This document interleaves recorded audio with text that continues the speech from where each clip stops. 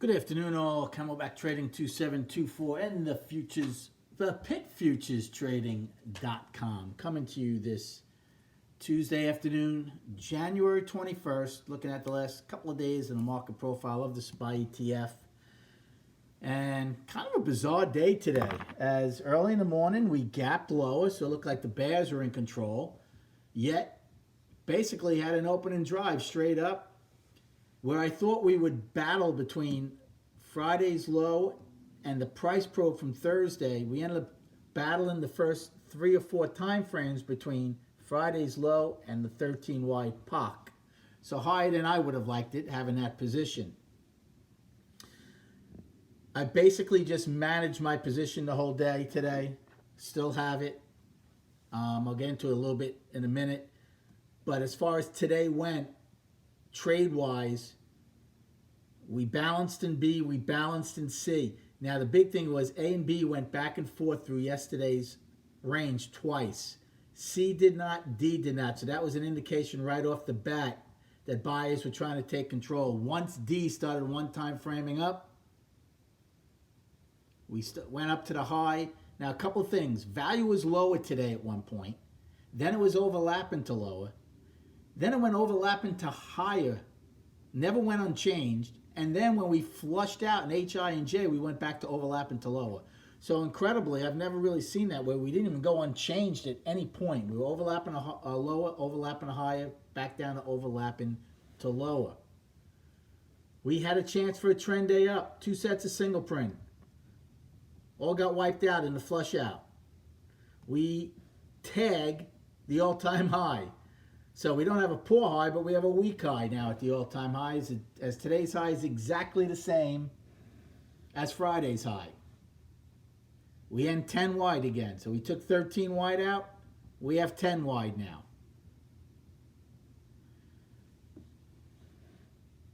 As far as opportunities throughout the day, the best one would have been if you went long when D took out A's high, saw the one-time framing up. Nothing told you to get out of that trade. Now, you could have taken some off once we got to the all-time high.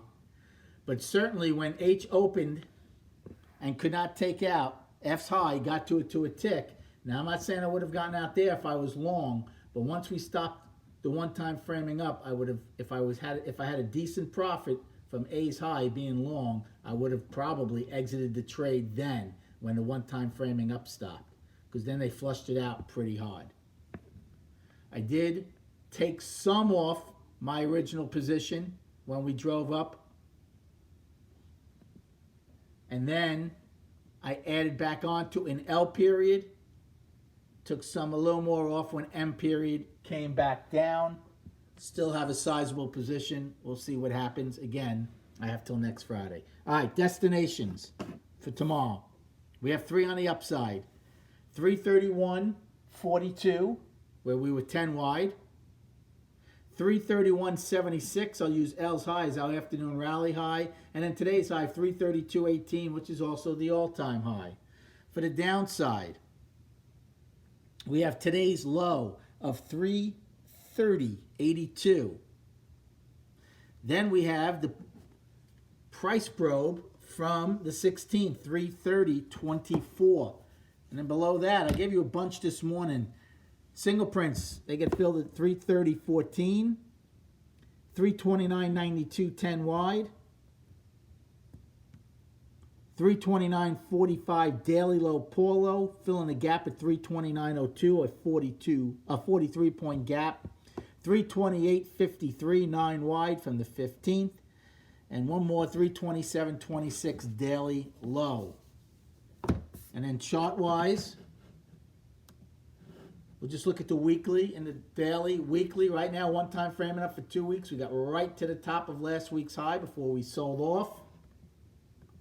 And then the daily, we've now come into balance. Now, another thing, not only do we have a chance for a trend day up, we had a chance for an outside day up at one point, right? We took out the previous day's low, and then we got up to the high, to the tick. Now, we never got above it, but we almost did. Looked like we might go for it and have a chance for an outside day up, but we don't have it. So we are in balance now. So now we'll see going forward tomorrow what that brings. Hope you had a good day trading. Have a great night, and we'll speak prior to the opening tomorrow.